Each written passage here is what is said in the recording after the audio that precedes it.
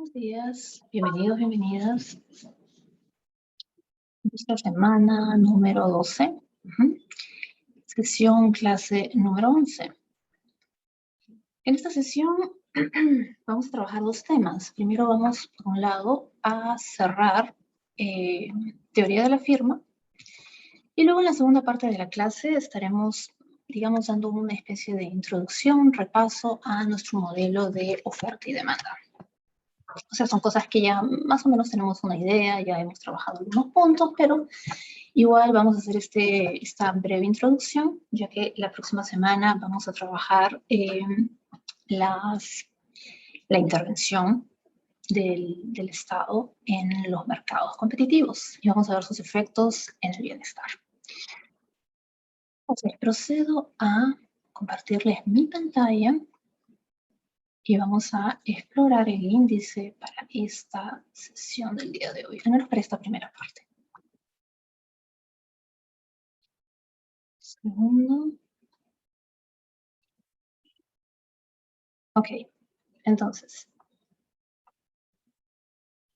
hoy cerramos, como mencioné, teoría de la firma, y esto es nuestro índice para el día de hoy, el contenido.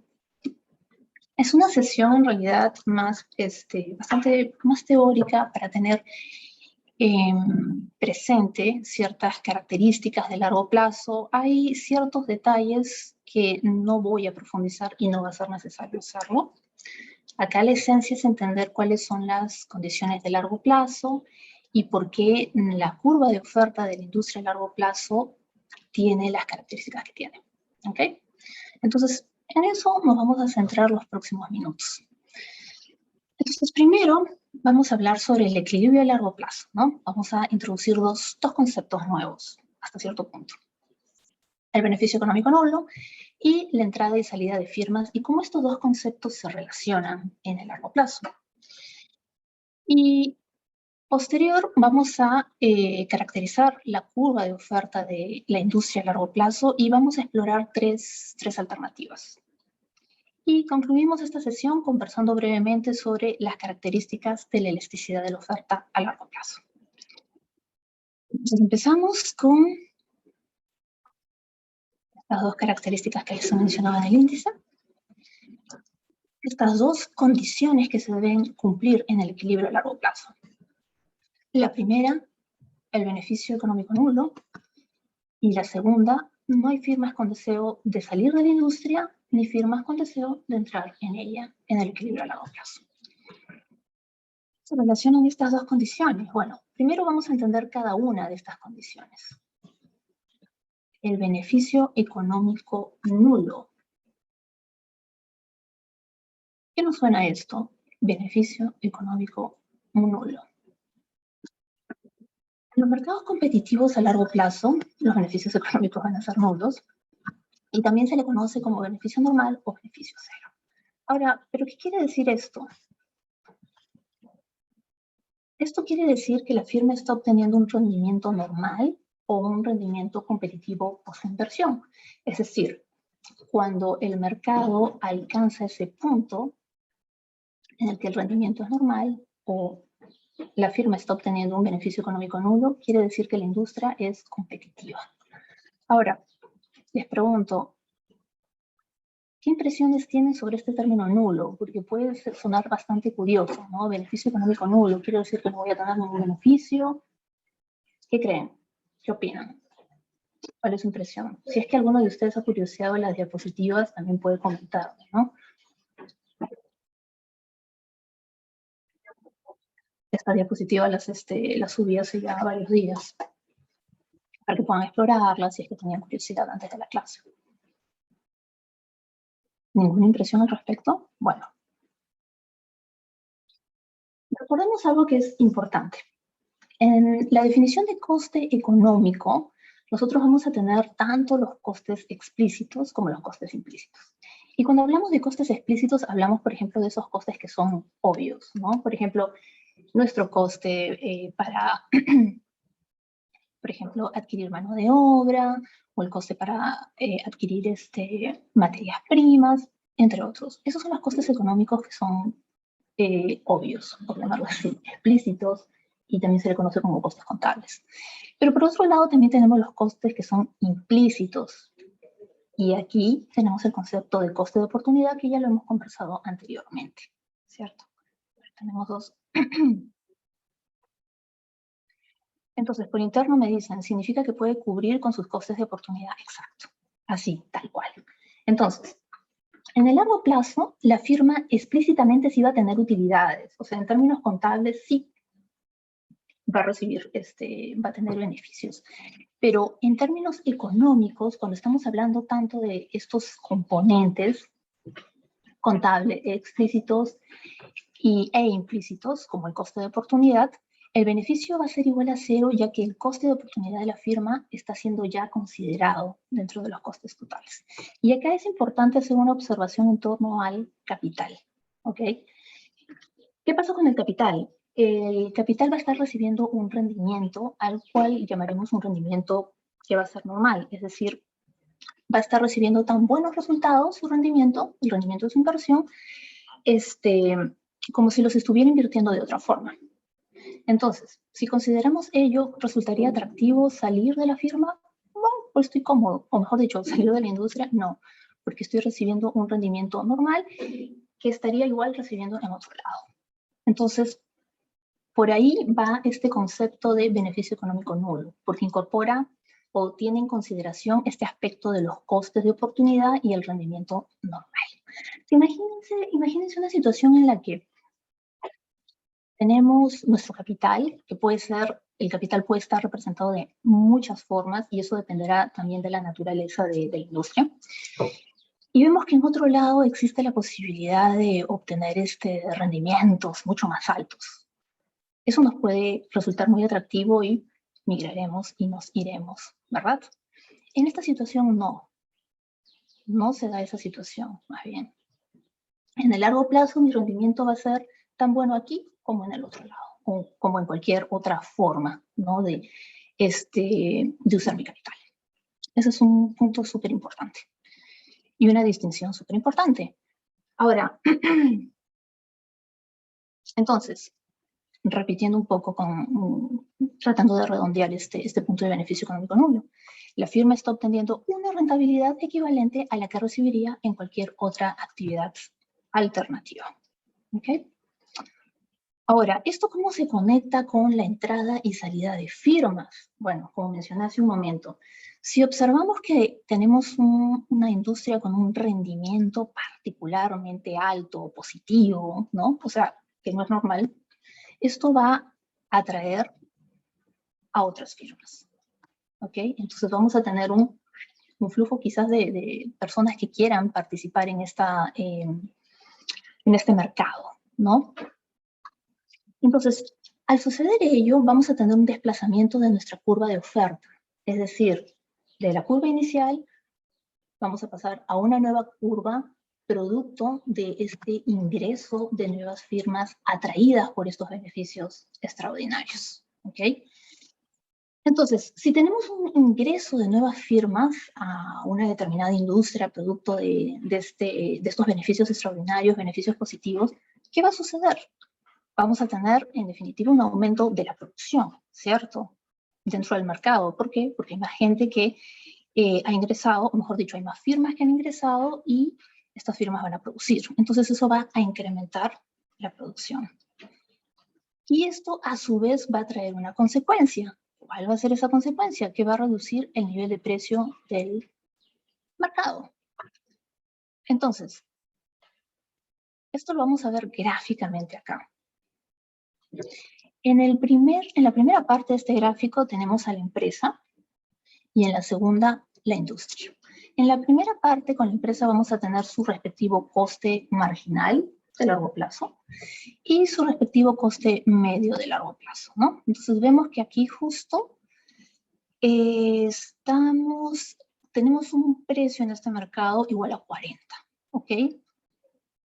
Ahora, en el otro lado, en el segundo gráfico, tenemos la industria. Y en esta industria vamos a tener nuestra curva de oferta y nuestra curva de demanda. Y justo acá, en este punto, en esta intersección de estas curvas, se da el equilibrio de mercado. Entonces, justo en este punto se produce esta cantidad Q mayúscula sub 1 y a este precio P sub 1. ¿Okay? ¿Qué observamos de buenas a primeras con este gráfico? Fijémonos en el lado de la empresa. ¿Qué observamos con ese precio igual a 40? ¿Qué situación se estaría dando ahí? En cuanto a beneficios, ¿tendríamos algún tipo de beneficio en particular? Sí, tenemos beneficios positivos, porque fíjense, el precio está tal cual, bastante por encima de nuestro coste medio de largo plazo. Entonces, ¿estaríamos teniendo beneficios positivos ante este precio igual a 40? Sí. Estamos teniendo beneficios positivos extraordinarios. Entonces, ¿qué va a pasar en ese caso? Siguiendo la argumentación mencionada hace un momento. Si tenemos beneficios extraordinarios, esto va a servir de gancho, va a atraer a otras firmas a ingresar a este mercado, ¿cierto? Porque beneficios extraordinarios, yo quiero ser parte de eso. Entonces, ¿qué va a suceder? Segundo. Entonces, al ingresar estas nuevas firmas, nuestra curva de oferta se va a trasladar hacia la derecha y vamos a tener una nueva curva. Y en esta nueva curva, bueno, recta en este caso, la recta S sub 2, vamos a tener una nueva situación. Una situación en la que vamos a producir más, es decir, la producción va a ser Q sub 2 y el precio va a ser mucho más bajo, es decir, P sub 2. Pero ¿qué va a pasar por el lado de la empresa? Sus beneficios van a reducirse y se van a convertir va a alcanzar el punto de beneficio económico nulo. En este punto igual a 30. Entonces, eso es lo que pasa cuando tenemos un ingreso de firmas a una determinada industria, cuando tenemos beneficios extraordinarios. Y algo parecido en otra dirección, ¿no? Sucederá cuando existan pérdidas, ¿ok? ¿Qué va a suceder? Por ejemplo, si en lugar de ser este precio, como habíamos presentado en este caso 40, ¿no? En el que tenemos una situación de beneficios extraordinarios, el precio estuviera por debajo, en 20. ¿Qué sucedería en ese caso? Hay pérdida para esta empresa, ¿cierto? Entonces, ¿qué va a hacer esta empresa? Se va a retirar. Y así como esta empresa se retira porque está teniendo pérdidas, otras empresas podrían también retirarse porque están experimentando una situación muy similar. ¿Qué va a pasar entonces cuando ello suceda? ¿Qué va a pasar con nuestra curva de oferta? Nuestra curva de oferta va, en lugar de trasladarse como en el caso anterior hacia la derecha, se va a desplazar hacia la izquierda, mostrándonos esa contracción que se está dando, toda esa salida de firmas, y eso va a hacer que la cantidad producida dentro de ese mercado sea menor y su precio mucho más alto. Y estaríamos probablemente llegando a este punto igual a 30, ¿no? Entonces, esta es la situación inversa que representa la salida de firmas en el largo plazo. Entonces, importante, ¿no? La firma nuevamente saldrá cuando tenga pérdidas a largo plazo. Ya hemos ilustrado el caso de P igual a 20, se los he explicado hace un momento, en el que nuestra curva de oferta se va a desplazar en dirección contraria, comparando el caso anterior, en el que teníamos beneficios extraordinarios, y experimentaremos una salida de firmas, ¿no? Entonces, cuando exista beneficio económico nulo, la firma no va a tener incentivos para abandonar la industria, perdón, y otras firmas no tendrán incentivos para ingresar, ¿ok? Esa es, digamos, en resumen, ¿no? Lo que significa tener beneficio económico nulo en el largo plazo.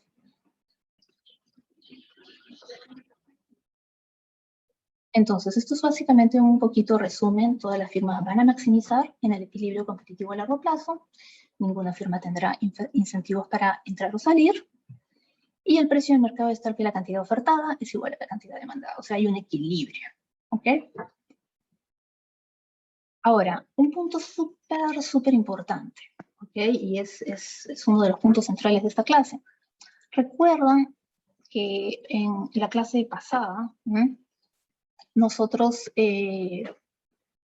derivamos nuestra curva de oferta de corto plazo y recuerdan que sumamos nuestras curvas de oferta de cada una de las firmas, o sea, sus respectivos costes marginales, Bueno, en el corto plazo es posible hacer eso, pero en el largo no. ¿Ok? No es posible. No podemos analizar la oferta de corto plazo de la misma forma que hemos analizado la oferta de largo plazo. Y ustedes me dirán, ¿por qué? ¿Por qué no es posible realizar esta suma, ¿no?, de las diferentes curvas de oferta de cada una de las firmas? Por un elemento que acabo de mencionar, y es que a largo plazo vamos a experimentar o vamos a observar, ¿no?, entrada y salida de firmas del mercado cuando hayan variaciones en el precio. ¿Okay? Entonces, ello va a impedir que sumemos las curvas de oferta de cada firma, porque no vamos a saber exactamente, a ver, cuál entró, cuál salió, no. Entonces, en este caso particular, para la oferta de largo plazo de la industria, vamos a trabajar de una forma distinta. ¿Cómo se va a trabajar? Ahora vamos a ver. La forma de la curva de oferta, ¿okay?, de la industria a largo plazo va a depender de lo siguiente: del grado en que las variaciones de la producción de la industria afecten los precios de los factores que participan en el proceso de producción. ¿Okay? Entonces, tengamos presente esto: precios de los factores podrían verse afectados por variaciones en la producción en la industria. Vamos a explorar en un momento cómo es que se da ello.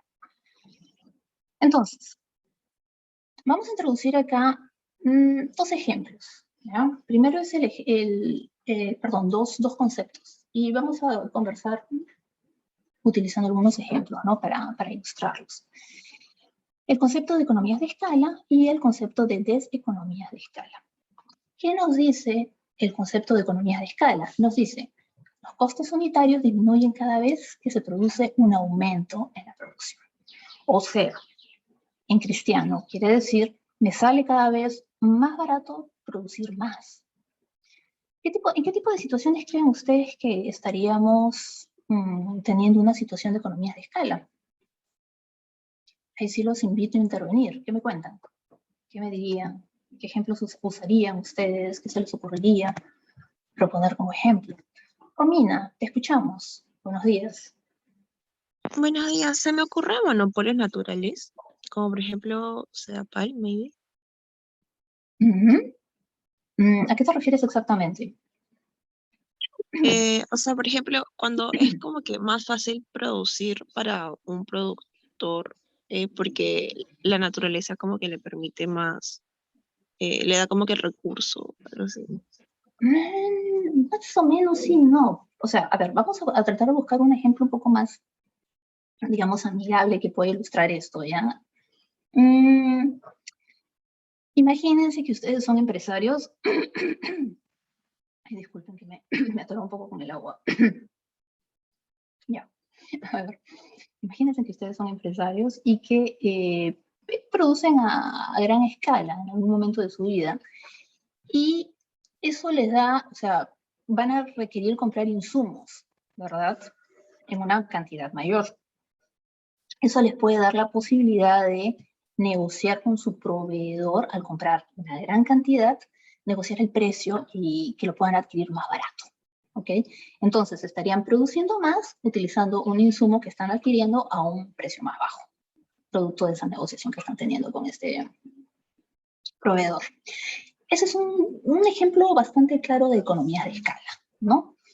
Ahora, este mundo de economías de escala, de economías de escala, es bastante amplio, extenso y se pueden discutir diferentes tipos, pero mi idea es que puedan entender la esencia, lo que está detrás de esto, al menos por hoy, para esta mitad de la clase, ¿ok?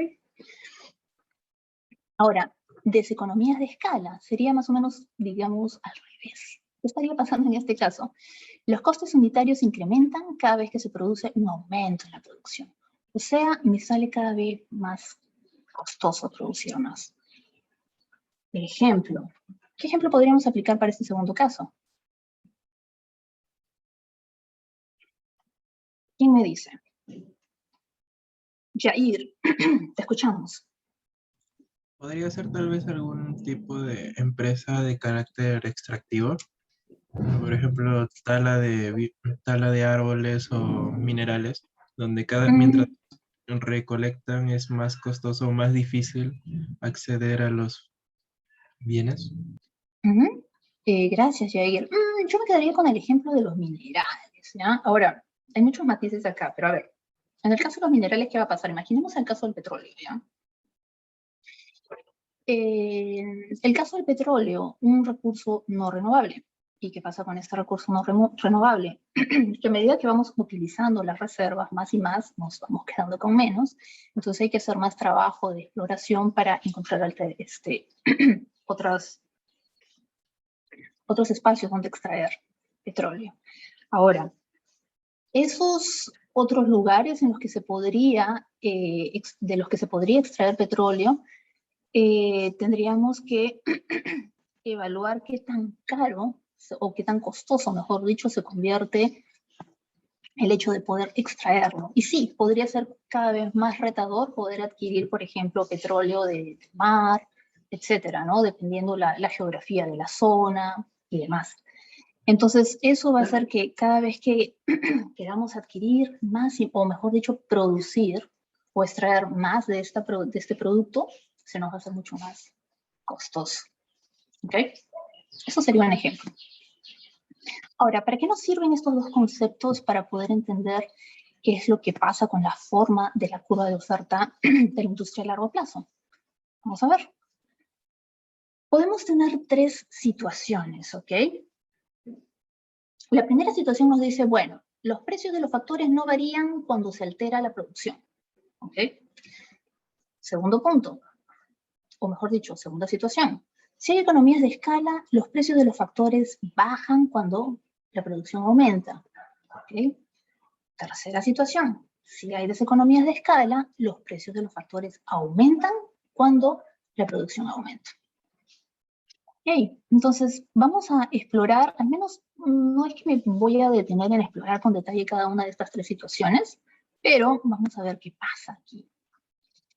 Entonces, fíjense, la industria con coste constante, la industria con coste decreciente y la industria con coste decreciente van a ser resultado de esas tres situaciones anteriormente mencionadas. ¿Ok? Y a partir de esto vamos a obtener curvas de oferta para cada una, ¿no? Entonces, ¿qué pasa? Vamos a empezar con el primer caso, la industria de coste constante. ¿Qué sucede en este caso en particular? La industria cuya curva de oferta a largo plazo va a ser una línea horizontal. ¿Ok? Y se da a un precio es igual a coste medio de largo plazo mínimo. ¿Ok? Ahora, los factores para producir una cantidad mayor pueden comprarse sin que suba su precio por unidad. ¿Qué tipo de situación se les ocurre podría representar esto, ilustrarlo, graficarlo? ¿Qué podría ser? A ver, ¿qué se les ocurre? Yo produzco más y esto no va a afectar el precio del factor.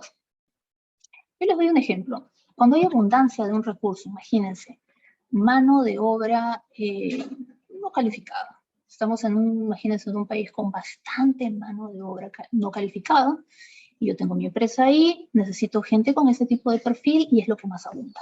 Entonces, si yo quiero aumentar mi producción, podría yo decidir contratar más gente con ese perfil, y como hay tanta abundancia, eso no va, el hecho de que yo incremente mi producción a través del uso de más personas no va a cambiar el precio de mercado, dentro de ese mercado, ¿no? Ese es un ejemplo. Entonces, vamos a verlo gráficamente, ¿ya? Nuevamente, en esta situación vamos a tener dos gráficos. Por un lado tenemos a la empresa y por el otro lado tenemos a la industria, ¿ok? Fíjense acá en la empresa estamos en una situación de largo plazo. Tenemos nuestro coste marginal, tenemos nuestro precio y nuestro coste medio, ¿no? Entonces justo estábamos en esta situación en la que el precio es exacto, da en el mínimo del coste medio a largo plazo. Eso por el lado de la empresa. Ahora, por el lado de la industria, estamos en una situación en la que tenemos estas curvas de acá, nuestra curva de oferta, esta roja, y esta curva de demanda, esta curva azul. Esta curvita de oferta que viene acá roja representa nuestra oferta de corto plazo. Y esta recta de acá que tienen, la recta SL, es la oferta de largo plazo. Y acá justo como punto inicial estamos representando digamos, un punto de partida o un punto que forma parte de esa recta horizontal que representa la curva de oferta a largo plazo de esta industria con coste constante, ¿no? Entonces, ¿cómo sería una situación en la que hay un cambio en este mercado para poder, o esta industria, para poder observar, ¿no? ¿Qué sucede, no?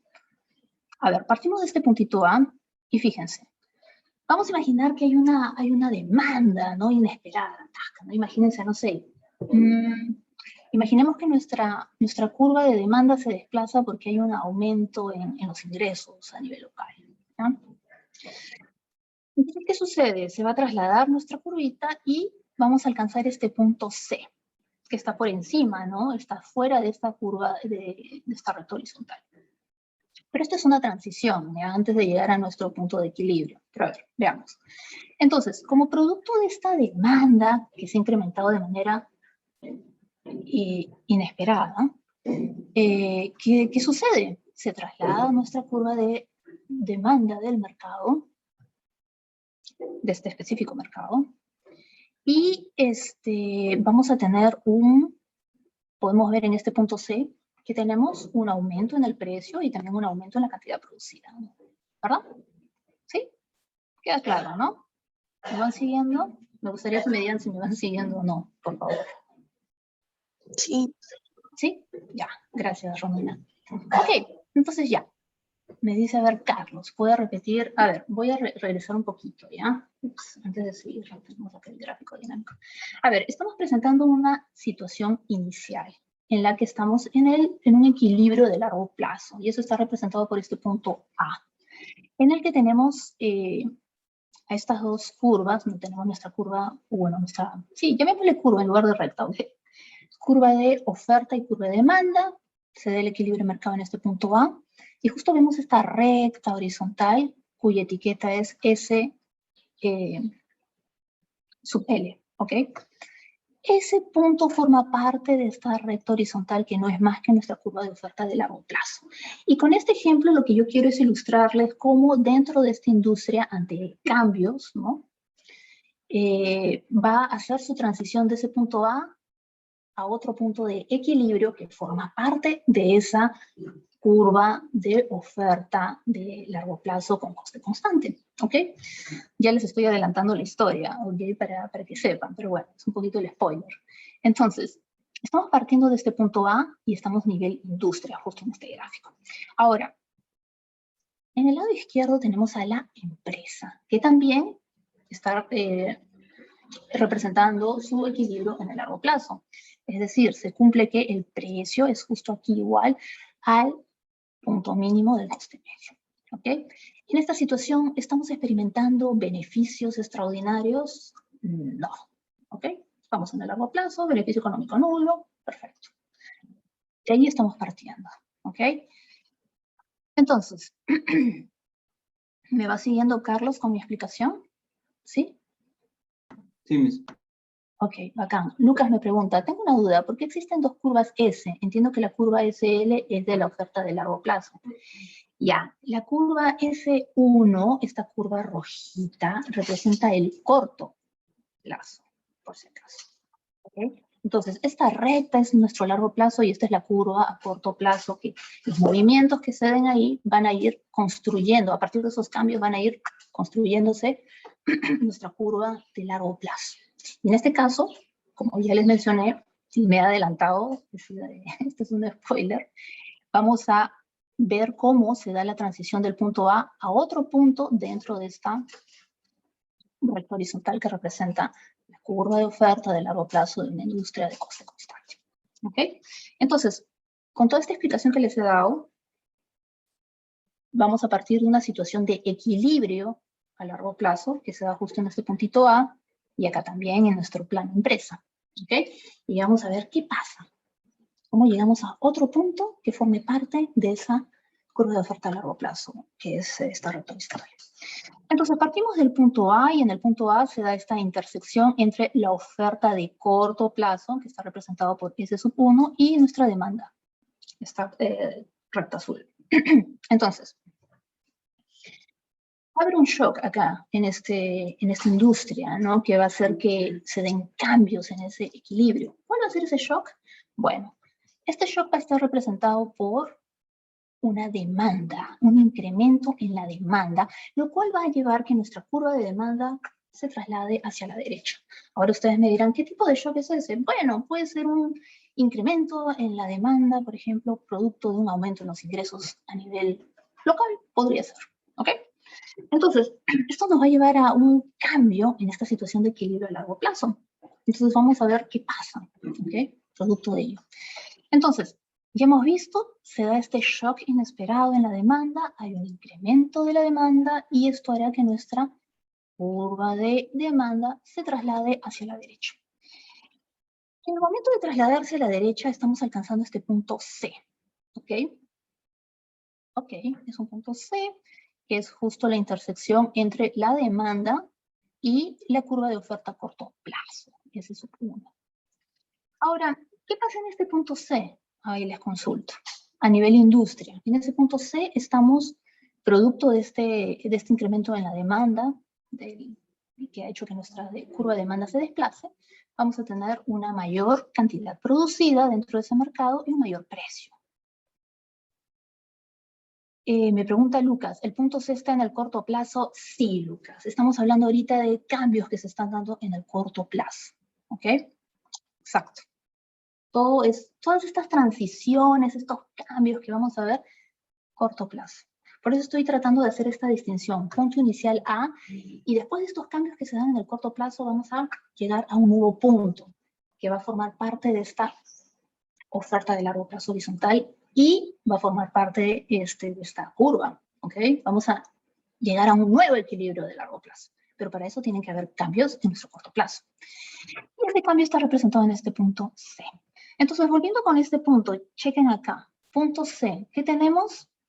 Mayor producción en estas circunstancias comparado con el punto A y un mayor precio, ¿ok? Dentro de esa industria, producto de este shock de demanda. ¿Me siguen hasta acá? ¿Sí?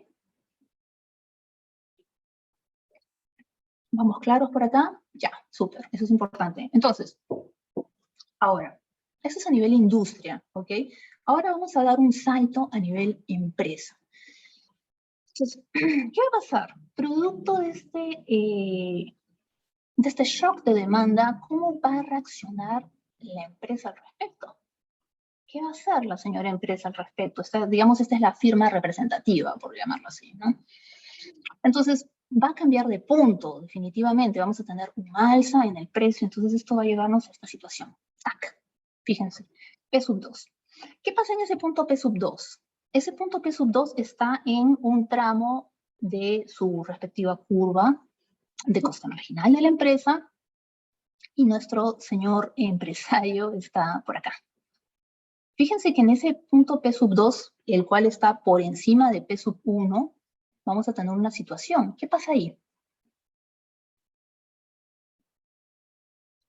Vamos a producir más, porque el precio es más alto, ¿verdad? Como firma. Entonces, ¿qué más? ¿Qué más pasa? ¿Qué más pasa? ¿Qué otra cosa más sucede? ¿Qué podemos ver ahí? Justo me comenta Patricia, sí, lo que dices Patricia es correctísimo, pero quiero escuchar a más gente, quiero que me escriban y me comenten qué otra cosa observan justo en ese punto en P2. ¿Qué sucede a nivel firma? ¿La firma está teniendo beneficios económicos nulos? ¿Está teniendo pérdidas? ¿Está teniendo, exacto, me dice Lucas, beneficio positivo, exacto, beneficio positivo o beneficio extraordinario? ¿Ok? Entonces digamos que producto de este shock, la empresa ha pasado a otro nuevo punto, ¿verdad? Ha dejado ese punto de equilibrio en el que estaba con sus beneficios económicos nulos, ahora está experimentando esta situación acá, en la que tiene beneficios positivos, beneficios extraordinarios. Entonces, ¿qué va a pasar ahí en ese punto? Va a producir más, ¿verdad? Va a producir más ante ese precio más alto. Ahora, ¿qué va a pasar entonces? Tenemos a nivel firma beneficios económicos positivos, ¿verdad? Extraordinarios. ¿Qué va a suceder entonces? Está experimentando esta industria estos beneficios positivos. ¿Qué va a pasar como resultado de ello? A ver, hemos mencionado algo anteriormente. A ver, Patricia, sí, Patricia, es correcto lo que me estás comentando por interno. A ver, ¿quién más me comenta? Me dice, Lucas, ¿se vuelve beneficio nulo? No, aún no, todavía no. Estamos en ese proceso, en esa dinámica, en esa transición. Entonces, por ahí, a ver, ¿quién me comenta acá? ¿Cuál es tu nombre? Creo apellido nada más. ¿José? Creo que es José. Me dice, más empresas ingresan al mercado. Romina, entran más firmas. Lucas, exacto. Recuerden, cuando la industria está experimentando ingresos positivos, producto de un shock o lo que sea, eso va a ser un aliciente para que ingresen más firmas. ¿Por qué? Va a ser mucho más atractivo, ¿no? Entonces, yo quiero ser parte de eso, ¿ok? Entonces, como otros también quieren ser parte de esos beneficios extraordinarios, ¿qué va a hacer esta gente? Va a ingresar a la industria. Ahora, como resultado de ello, ¿qué va a suceder dentro de la industria? ¿Qué va a pasar ahí? Ahorita justo estamos en este punto C, ¿verdad? Vamos a volver al gráfico de la industria, punto C. ¿Qué creen que va a pasar ahora, ya que vemos que hay beneficios extraordinarios, ¿no? ¿Qué va a pasar con este ingreso de industrias? ¿Qué se va a mover ahora en este plano? A ver, me dicen por interno, Patti, sí, tu intuición es correcta. Me dicen, ya, muy bien, muy bien. Entonces, producto de este ingreso, ¿ok? De nuevas firmas, al verse atraídas por estos beneficios extraordinarios, eso va a traer consigo un movimiento en nuestra curva de oferta de corto plazo. Y en este gráfico, nuestra curva de oferta de largo plazo, perdón, de corto plazo, está representado por esta recta roja, S1. Entonces, ¿qué va a pasar? Entrada de nuevas firmas va a hacer que nuestra curva de oferta de corto plazo se traslade hacia la derecha. Entonces vamos a tener justo esta curvita, S2, ¿ok? Y en S2 va a suceder lo siguiente. ¡Tac! Vamos a volver, ¿no? Y, digamos, volver hasta cierto punto, ¿ya? Pero en realidad lo que se está dando es una nueva situación de equilibrio, un punto B, y ese punto B forma parte de nuestra curva de coste, o mejor dicho, nuestra curva de oferta a largo plazo de una industria con coste constante. Y esto está representado por este punto B. Y en este punto B estamos observando lo siguiente, que por este ingreso de nuevas firmas vamos a producir más, es decir, ahora la industria va a producir en lugar de Q1, o bueno, el intermedio que estaba por acá ante el punto C, está produciendo Q2, y el precio se contrae, baja, de P2 a P1, y volvemos a un precio muy similar al caso inicial, es decir, a nuestro punto de partida en esta situación es representada por el punto A. ¿Okay? Entonces, eso es a nivel industria, ¿ya? Ahora, a ver, espérense, antes de continuar, o mejor continúo y te leo en un momento, Lucas, ¿ya? Entonces, ¿qué pasa? ¡Tac! Estamos volviendo. ¿Y qué pasa a nivel firma? Producto de esta entrada de más y más firmas, eso va a hacer que el precio, ¡tac!, baje. Entonces, a nivel firma, a nivel empresa, ¿qué va a suceder? Pues yo voy a ajustarme, ¿verdad? ¿Qué va a suceder? Que yo, en lugar de estar en este punto en el que tenía beneficios extraordinarios, bueno, con el ingreso de todas estas firmas, esto va a hacer que el precio baje. Entonces me va a regresar a una situación como esta, en P1, y voy a producir menos. Voy a producir nuevamente Q1. ¿Ok? Eso es, en resumidas cuentas, lo que sucede en una situación de largo plazo en una industria con coste constante. ¿Okay? Vamos retornando al equilibrio y bueno, se va avanzando, ¿no? Pero fíjense que hay un punto súper importante acá, ¿ya? Y eso va a ser una diferencia interesante e importante de ver, visualizar gráficamente, contrastando esta situación con el caso de la industria de coste creciente. Acá, fíjense, nosotros les he dicho, ¿no? Que por definición acá, por más que hayan aumentos en nuestra producción, no va a haber eso no va a afectar el precio de nuestros factores. O sea, se va a incrementar nuestra demanda por los factores, porque queremos producir más, dado estos shocks de corto plazo, pero no hay un incremento en los precios. Y esto se va a ver representado a través de este movimiento que se da dentro de la curva de coste marginal de la firma. Si se han dado cuenta, simplemente TAC se ha trasladado de un punto a otro. Es decir, pasó de P sub 1, Q sub 1, luego a TAC, a Q sub 2, P sub 2, y luego, producto de estos cambios, por el ingreso de más firmas, lo único que pasó simplemente fue a reducir su cantidad y a desplazarse descendentemente dentro de su misma curva de coste marginal. Fíjense que acá no ha habido traslado de nuestra curva de coste marginal. Y eso es un punto importante, y eso ya lo hemos visto anteriormente, que cuando existan cambios en nuestros precios, esto va a hacer que nuestra curva de coste marginal se traslade. Y en este caso no estamos viendo eso, solamente estamos viendo que desplazamientos dentro de la misma curva de coste marginal. Es un punto súper, súper importante. Entonces, a ver, un poquito volviendo con lo que comenta Lucas. Me dice, entonces, sería beneficio positivo o extraordinario, firmas entran, precio baja, y también la cantidad ofertada, la cantidad de mercado aumenta, ¿ok? Firmas tienen pérdidas, estás haciendo un contraste acá.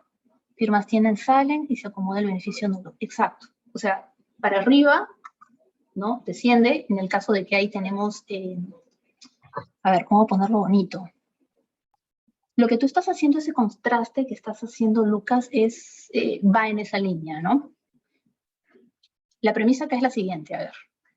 Beneficios extraordinarios harán que nosotros estemos en una situación por encima de nuestro equilibrio de largo plazo.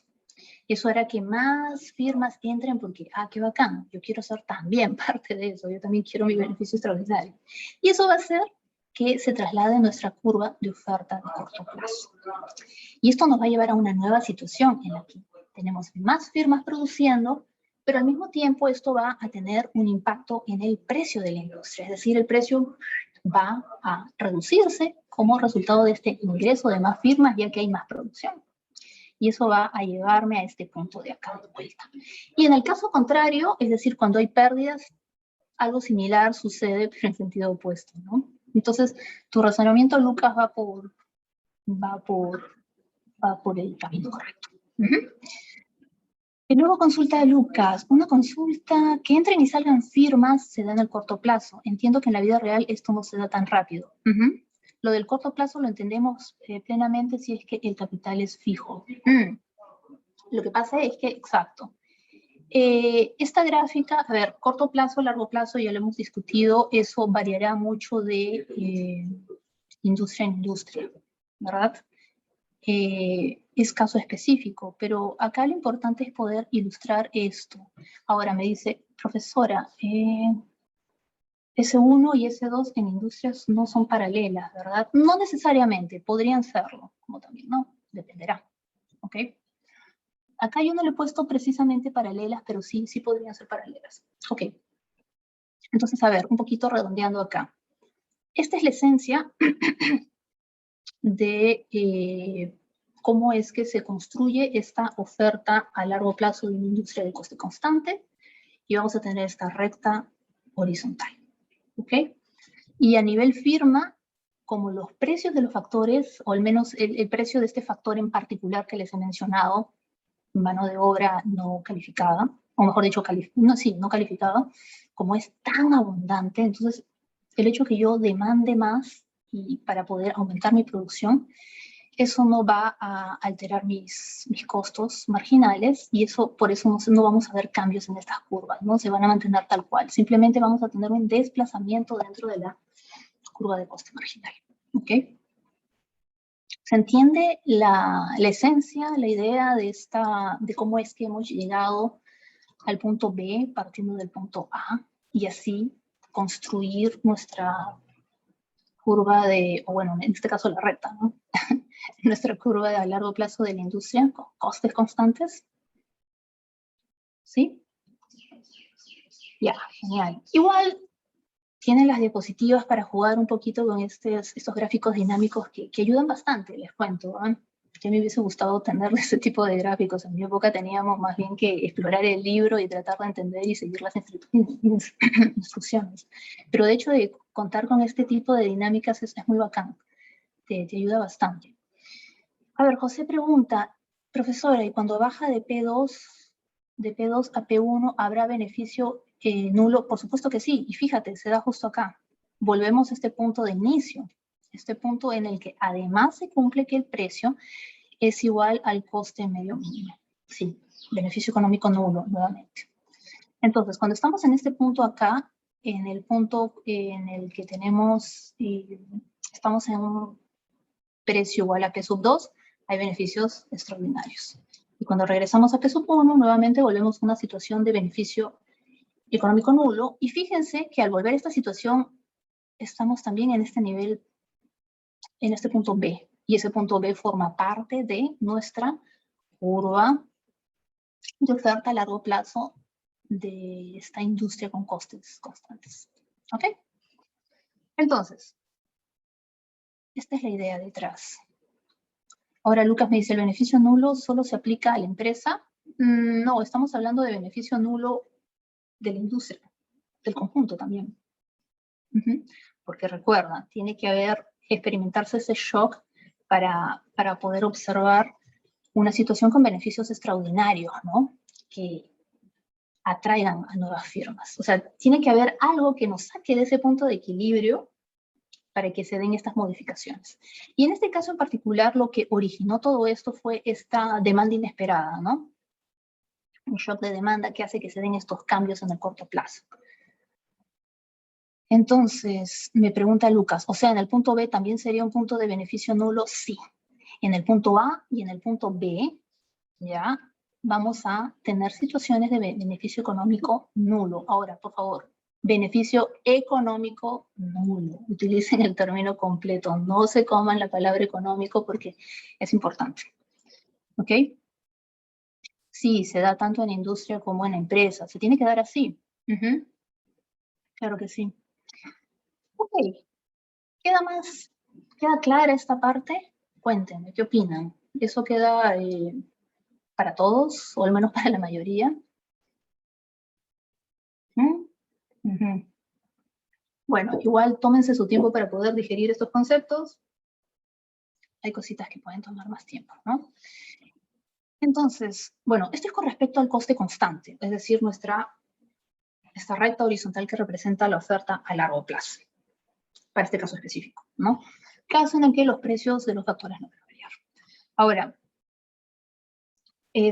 no voy a profundizar tanto con los otros casos, ¿ya? Pero la explicación va en una línea muy similar a la que acabo de hacer en el caso para el caso de la industria de coste constante, ¿ok? Hice una breve, digamos, sirve más bien de referencia a esta segunda diapositiva para que vean, ¿no?, qué significa cada una de las etiquetas aquí, ¿no? Corto plazo, largo plazo, situación inicial, situación final, ¿no? Ejemplo, ya les he dado el ejemplo, ¿no? Cuando hay abundancia de un factor, eso por más que demandemos más de ese factor, eso no va a tener ninguna incidencia en particular sobre su precio. ¿Ok? Eso es un buen ejemplo para este caso de costes constantes. Ahora, ¿qué va a pasar cuando tengamos este segundo caso, la industria de coste creciente? ¿Qué sucederá aquí? Aquí vamos a tener una industria cuya curva de oferta de largo plazo, en contraste al caso anterior, va a tener una pendiente positiva. Es decir, en este caso vamos a tener que los precios de algunos o de todos los factores, dependiendo del caso, aumentan cuando se expande la industria y aumenta la demanda por factores. ¿Ok? Una razón podría deberse a la presencia de deseconomías de escala. Recuerden el concepto que mencionamos hace un momento, que producir o, digamos, aumentar nuestra producción de algo hace que sea mucho más costoso. Bueno, está conectado a eso. Entonces, acá tenemos el grafiquito. No voy a explicárselos en detalle porque ya no voy a tener tiempo para la segunda parte, pero quiero que tengan, digamos, los conceptos centrales ahí en mente, ¿no? Y no la explicación tan detallada, pero si gustan pueden hacerlo en en su tiempo de estudio. Y es que fíjense, contrastando esta situación con la anterior, acá sí vamos a tener un movimiento de nuestras curvas de coste marginal y de coste medio. ¿Por qué? Porque ahí sí vamos a estar experimentando, observando en estos mercados cambios en los precios de los factores, producto de estos incrementos en su demanda de factores. ¿Ok? Entonces, como se puede ver acá, como en el caso anterior, por decirlo así, la idea acá es ilustrar esa transición del punto A, como pueden ver, al punto B. Y al darse esa transición, estaríamos pasando de una situación de corto plazo a otra, perdón, de largo plazo a otra situación de largo plazo. Y estos dos puntos formarían parte de esta curva de oferta a largo plazo de una industria de coste creciente con pendiente positiva, ¿no? Y este punto C forma parte de la transición, etc. Entonces, este es un caso que hace un poco contraste, ¿no? Con la situación anterior, y la explicación más o menos va en línea, ¿ok? No voy a profundizar en esto en esta oportunidad, ustedes pueden hacerlo por su cuenta, y más bien voy a pasar a presentarles el tercer caso, la industria de coste decreciente, ¿no? Y en este caso vamos a tener una curva de oferta de largo plazo con pendiente negativa, que va a ilustrar esta situación, ¿no? Los precios de algunos factores disminuyen cuando se expande la industria y aumenta la demanda de dichos factores. ¿Okay? Y eso podría deberse a la presencia de economías de escala. Esto. Entonces, en resumen, antes de pasar a la elasticidad, acá lo importante, la esencia es un poco que entiendan, ¿no? Cómo estas transiciones de corto plazo nos llevan a estos nuevos puntos en el largo plazo. Y que algo súper importante aquí es que no podemos construir nuestra curva de oferta de largo plazo simplemente sumando nuestras ofertas de cada firma, ¿verdad? Por esta característica que les he mencionado, ¿no? Que tenemos entrada y salida de firmas, entonces proceder de esa forma no es la forma correcta.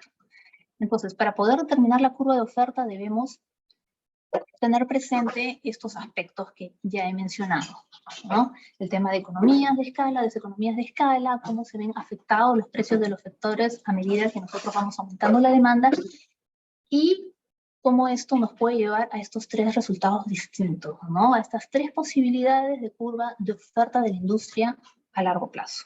Una con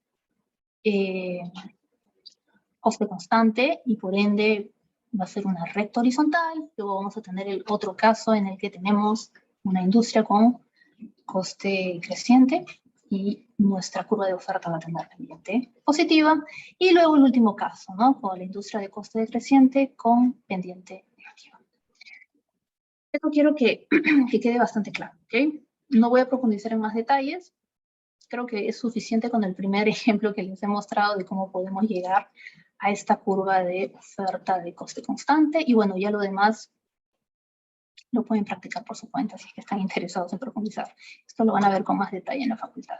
Así que acá simplemente mi intención ha sido hacer una introducción al respecto y que sepan, ¿no? Que dadas ciertos temas, ¿no? Que enfrentamos en la oferta a largo plazo, no podemos construir la oferta, nuestra curva de oferta de la industria simplemente sumando.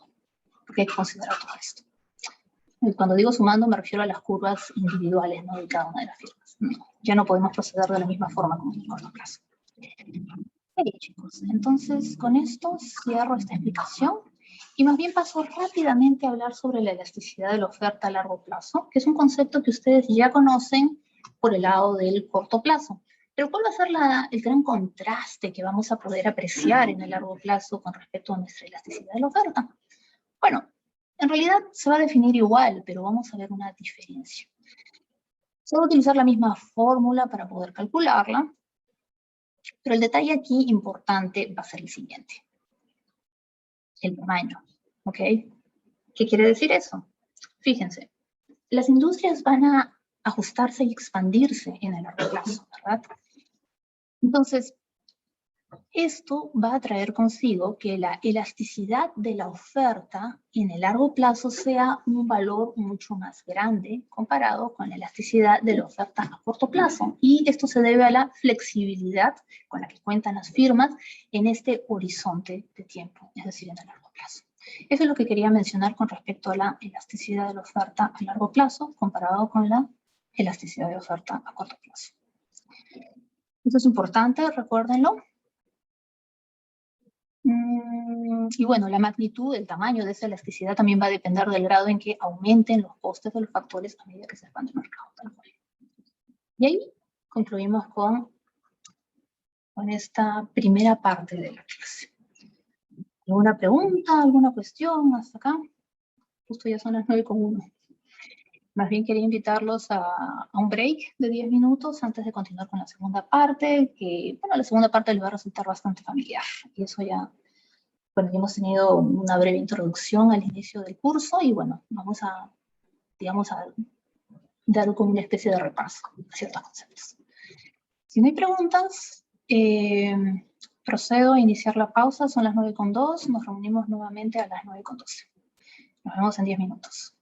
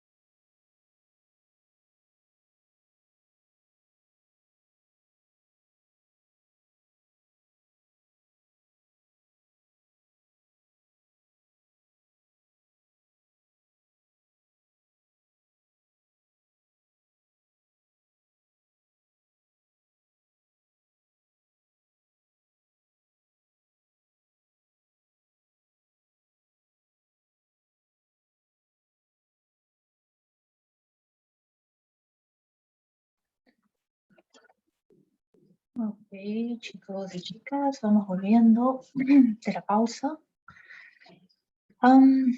Lucas, justo veo recién tu consulta. En todo caso, te la puedo responder luego por correo, si te parece. Ahorita quiero empezar más bien con la segunda parte del curso, o mejor dicho, la segunda parte de la sesión del día de hoy. Y vamos a hacer una breve introducción al modelo de oferta y demanda. ¿Ok? Entonces aprovecho de una vez a compartirles mi pantalla y vamos a ver de qué trata la sesión, esta segunda parte de la clase. Bueno, vamos a hacer una breve introducción y vamos a conversar sobre los elementos básicos del modelo de oferta y demanda. Son cosas que ya hemos explorado más o menos anteriormente, es simplemente un repaso. Y los invito por favor a participar, ¿ok? En este repaso que vamos a hacer del modelo de oferta y demanda. Entonces,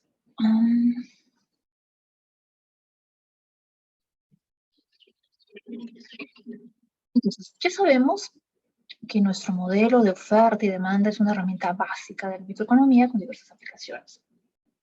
Entonces, estamos llegando a ese punto, ¿no? En el que ya hemos cerrado con toda la parte, con todos los fundamentos, ¿no? Teóricos detrás de nuestra curva de demanda, y eso está representado por la teoría del consumidor. Y por el lado de la oferta, también hemos estado, bueno, en la última sesión hemos cerrado con toda la teoría detrás de la oferta, ¿no? Y esto es teoría de la firma. Entonces, a partir de este punto vamos a juntar estos dos elementos después de haber conversado sobre sus fundamentos teóricos, es decir, la curva de oferta y la curva de demanda, y las vamos a poner en un mismo plano. Y vamos a utilizar este modelo para con ciertos fines, ¿ok? Entonces, algunos ejemplos de cómo podríamos utilizar este modelo. Un ejemplo, para evaluar los impactos de shocks de oferta y o demanda en el equilibrio de mercado, es decir, cómo este equilibrio de mercado pasa de un punto a otro producto de estos cambios, ¿no? Y como segundo ejemplo, para evaluar los impactos de la intervención del Estado en los mercados. Y eso es lo que vamos a explorar en las siguientes clases, a partir de la próxima semana. Y ejemplos de ellos son, por ejemplo, medidas que podemos analizar y ver sus efectos, impuestos, subsidios, aranceles, etc. Entonces, en nuestro caso, en el que nos atañe, vamos a trabajar el punto B, impactos de intervenciones del Estado en los mercados competitivos. Entonces, primer elemento importante de este modelo, nuestra curva de oferta, y ya sabemos ya conocemos todo lo que subyace a esa curva de oferta, ¿cierto? A través de teoría de la firma. Y bueno, esta curva de oferta nos presenta la relación entre la cantidad y el precio al que están dispuestos a vender los productores de un determinado bien. Ya sabemos que tiene pendiente positiva. ¿Por qué tiene pendiente positiva? Porque ante un precio mucho más alto, pues yo como productor voy a tener más incentivos para producir más, ya que es más atractivo, ¿no? Esa es la intuición detrás de la pendiente positiva de nuestra curva de oferta y la podemos representar de la siguiente forma. Q sub S. SS viene del inglés de supply y esto depende del precio, ¿ok? Con respecto a nuestra curva de oferta, y bueno, ya sabemos que gráficamente no es más que una curva con pendiente positiva, ¿no? Representando esta relación entre cantidad y precio. Ahora, segundo elemento, nuestra curva de demanda. ¿Qué nos dice nuestra curva de demanda? Bueno, no es más que la relación entre la cantidad y el precio al que están dispuestos a comprar los consumidores de un determinado bien. Y en este caso sabemos que su pendiente es negativa, mostrándonos esta relación inversa entre precio y cantidad. Es decir, ante un menor precio, nuestro consumidor va a estar mucho más dispuesto a adquirir una mayor cantidad, ¿ok? Del bien.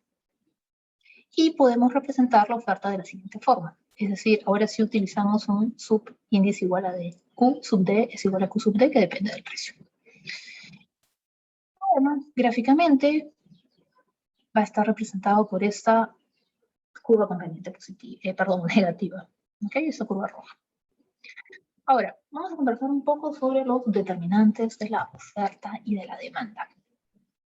¿Qué pasa con estos determinantes de la oferta y la demanda? Bueno, cuando existan cambios en estos determinantes, pues estos harán que las curvas de oferta y demanda se desplacen, ya sea hacia la izquierda o hacia la derecha, ¿no? Indicándonos contracciones o expansiones, ¿no? De la oferta o de la demanda. Y estos determinantes de la oferta y la demanda van a variar dependiendo de los mercados. Eso también lo sabemos, ¿cierto? Porque no los mismos determinantes van a afectar a todos los mercados habidos y por haber. Van a variar bastante, va a cambiar bastante. Entonces vamos a empezar por el lado de la oferta. Vamos a conversar sobre algunos posibles determinantes de estos, del lado de la oferta, perdón. Entonces, veremos que cuando se modifique algún determinante de la oferta, vamos a tener un desplazamiento de la curva de oferta, y este desplazamiento se puede dar. En este caso, partimos de esta curva inicial de oferta igual a S sub 0, y ante un shock de oferta, o un cambio en uno de sus determinantes, vamos a observar o a presenciar un desplazamiento, ¿no? En este caso hacia la derecha, dependiendo del tipo de shock que sea y su dirección, o hacia la izquierda, ¿no? Mostrándonos cómo se contrae la oferta.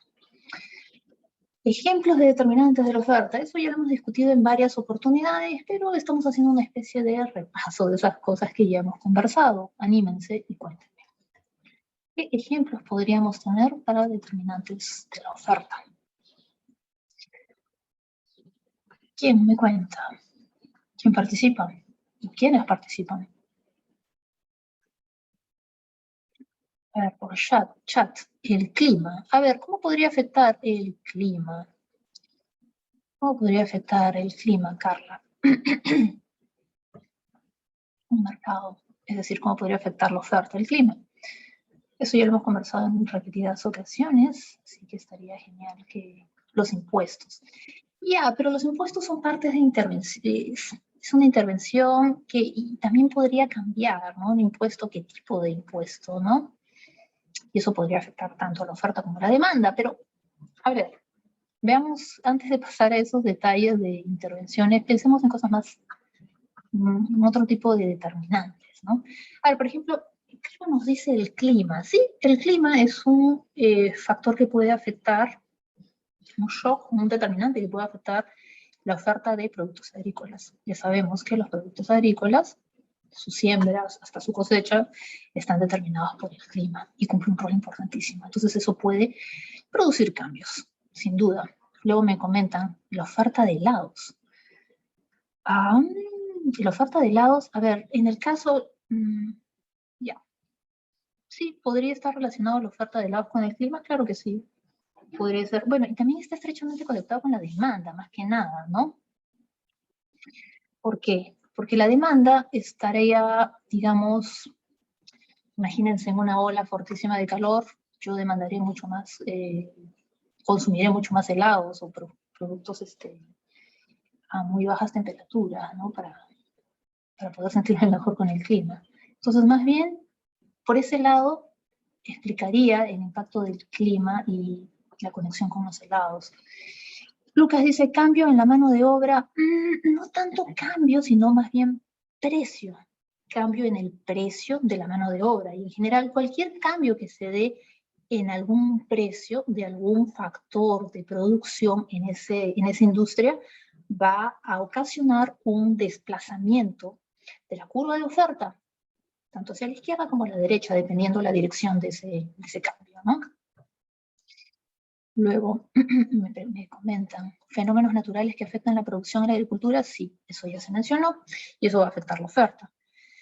Clima, hay productos que abundan en determinadas estaciones, el clima cumple un rol también en la oferta, costes de producción, sí, esto está relacionado, Lucas, justo a lo que comentaba, ¿no? De cambios en los precios de los factores de producción.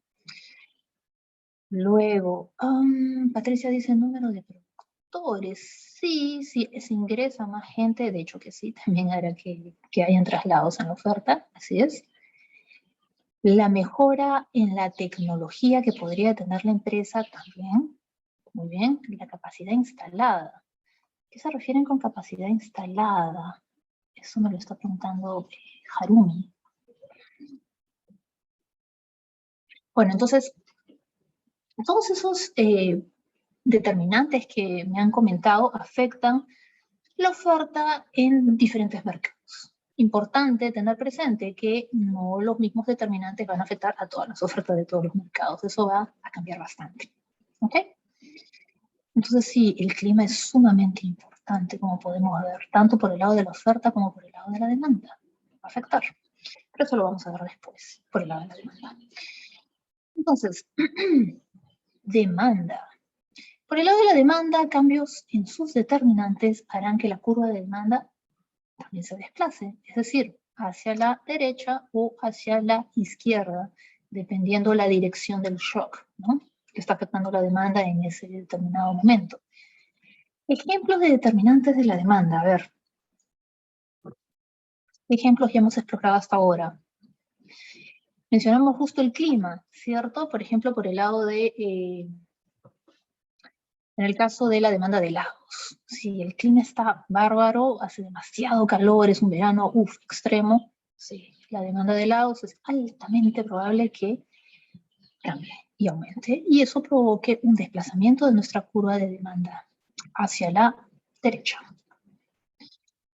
Cambios en los ingresos, sí, muy bien, efectivamente. Cambios en los ingresos también harán que nuestra curva de demanda se desplace. Efectivamente. Precios en los bienes sustitutos y complementarios, ¿sí? Así es. Eso también es un determinante de nuestra demanda. Luego, gustos y preferencias. La moda estaría también conectado con, lo pondría dentro del grupo de gustos y preferencias. Preferencias pueden ir cambiando, ¿no? Con dinámicas, con tendencias, ¿no? Locales o globales. Sí. Muy bien. Todas esas variables van a afectar la demanda de diferentes mercados. Muy bien. Y eso hará que nuestra curva de demanda se desplace. Ahora, este es un punto importante. Importante distinguir entre un movimiento a lo largo de la curva versus un desplazamiento de la curva. Y esto va tanto para la oferta, o sea, para la curva de oferta como para la curva de demanda. ¿Quién se anima a decirme cuál es la diferencia entre estos dos conceptos? Movimiento a lo largo de la curva versus desplazamiento de la curva.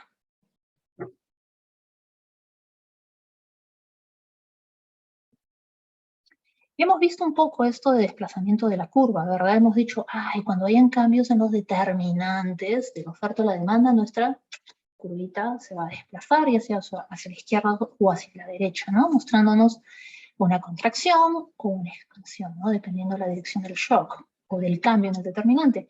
Pero ¿qué pasa con un movimiento a lo largo de la curva? ¿Qué quiere decir eso?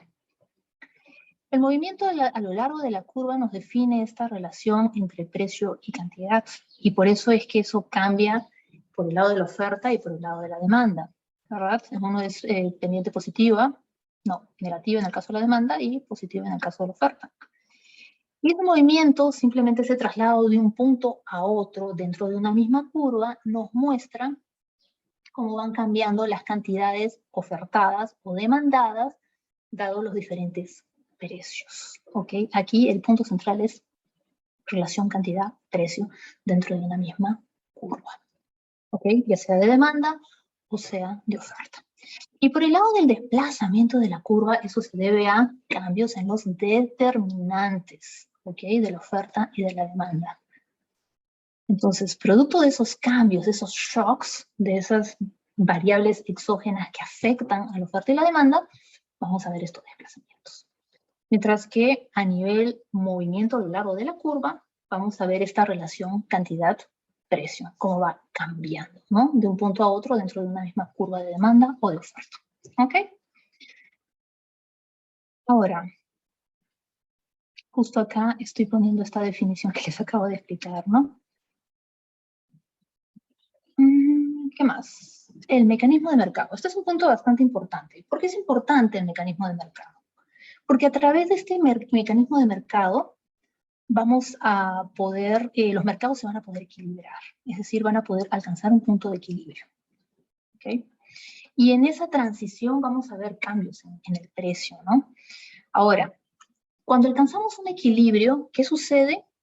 Sucede que la cantidad ofrecida y la cantidad demandada son iguales. Es decir, se da justo en ese punto en el que se intersectan nuestra curva de demanda y nuestra curva de oferta. Ese es un concepto que ya anteriormente lo hemos visto, ¿no? Entonces, justo en ese punto en el que se da esa intersección de nuestra curva de demanda y nuestra curva de oferta, no tendremos una situación ni de exceso de demanda ni de exceso de oferta, porque ahí se da esta igualdad entre cantidad ofrecida u ofertada y cantidad demandada. Entonces, gráficamente podemos ver esto. Partimos de esta situación en la que tenemos equilibrio de mercado y eso se da, eso está representado a través del punto A. Y en este punto A tenemos esta combinación Q sub 0, P sub 0, que son las cantidades, la cantidad y el precio de mercado en el que tenemos el equilibrio. ¿Qué pasaría si, por ejemplo, nos planteamos esta situación en la que tenemos un precio que está por encima de ese equilibrio y no hay digamos, un ajuste por el lado de la oferta y la demanda, sino simplemente exploramos esta situación de desequilibrio, ¿ok? Fíjense acá en P sub 1. ¿Qué sucede en P sub 1? Tenemos acá, tenemos esta, digamos, llamémosla así, esta bolita o este punto que nos indica cuál es la cantidad demandada y justo se posa sobre nuestra curva de demanda. Y luego por el otro lado tenemos nuestra curva de oferta y tenemos otro punto. Y acá abajo podemos ver, ¿no?, estas cantidades. Por el lado de la demanda tenemos esta cantidad igual a Q sub 1, está representada justo aquí, cuando el precio es igual a P sub 1, y en el caso de la oferta tenemos esta situación en la que tenemos esta cantidad ofertada y es igual a Q sub 2. ¿Qué pasa ahí? Carla nos dice, hay un exceso de oferta, ¿ok? Estamos en una situación por encima del precio de equilibrio. Sí, hay una situación de exceso, y acá, o de exceso de oferta o un excedente. ¿Y qué sucede acá? Que justo en esta situación la cantidad ofertada es mucho mayor que la cantidad demandada. Y lo pueden ver en esta diferencia, ¿no? Justo digamos, esta distancia entre este punto y este otro punto nos muestran el excedente que se da dentro de ese mercado.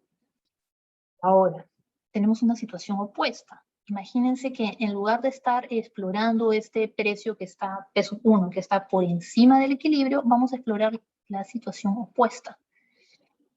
Imaginemos un precio P sub 2 que está por debajo del precio de equilibrio. Y nuevamente